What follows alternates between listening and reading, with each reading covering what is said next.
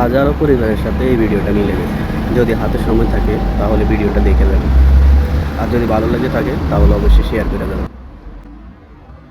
আমরা যারা কুরবানির জন্য বাড়িতে টাকা দিই, কুরবানির জন্য টাকা দিলে এখন কিন্তু সবাই, আমি আজকে 16 বছর কুরবানি, 16 বছরের মধ্যে একটা কুরবানি বাড়িতে দিছি।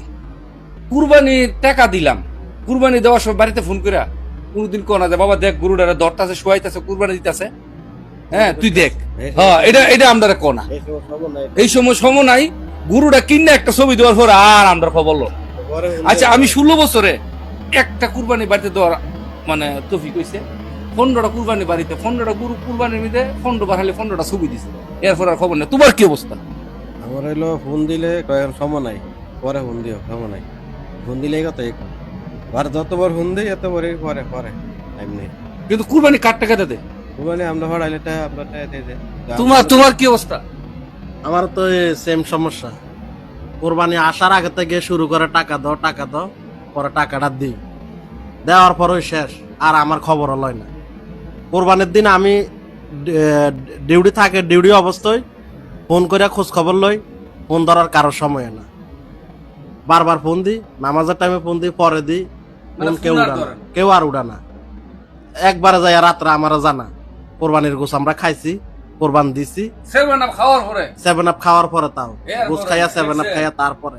কামালে কিন্তু আমার টাকা দিয়ে কোরবান দিয়ে আমার একটু দেখাও না, আমার একটু বলো না। আমি তো খাইবারও পারি না, একটু দেখবে চাইলো হেগো সময় হয় না। কামালের কি অবস্থা? আমি তো একটা কোরবানি পাইছি, এটা আমি দিচ্ছি। কত বছরে? 12 বছরে মনে হয় একটা কোরবানি দেশে দিচ্ছি।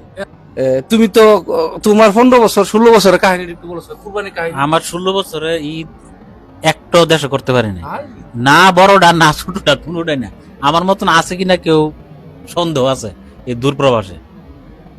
কুরবানি আইলে টেহারা 1 মাস আগে বা 15 দিন আগে ফাটাই দিই, গরু টুরু কিনা হোয়াটসঅ্যাপ মেসেঞ্জার একটা ছবি দে, একটা আমি কি করি লাইক মারি, ওকে ঠিক আছে। তো বাংলাদেশের আগের দিন তো ঈদ করে লাই, ঈদের দিন ফোন দিয়া কই তোমরা কালকে 12টা ঈদ করে হেরা কইছে ইনশাআল্লাহ আমরা করব। ঈদের দিন যখন শুরু বাংলাদেশও সোয়াল থেকে ফোন দিতে দিতে রাত 8টা, পুনর খবর নাই। কি হইছে? আমরা তো গরু কাটাকাটি নিয়ে বহুত মহা ব্যস্ত, বহুত ব্যস্ত। আর আমরা যে আছি বিদেশ, আর আমরা যে বিদেশে সেটা আর খবর নাই। হ্যাঁ আমার সবকিছু আমার, কিন্তু আমার মূল্য নাই। গরু টুরু খাইয়া এভাবে একটা টয়লেট সাইরা 10টার সময় এখন দেবো, হ্যাঁ আমরা গরু টুরু খাইছি, খুব ভালো হয়েছে এবার কোরবানিটা আলহামদুলিল্লাহ। তুমি কি খাইছো? এটা রাত্রে 10টার পরে আমি যে খানা খাইছি বিদেশের মাটিতে, এটা যদি আর কই তারা কই সারছে। এই হইলো পরিস্থিতি।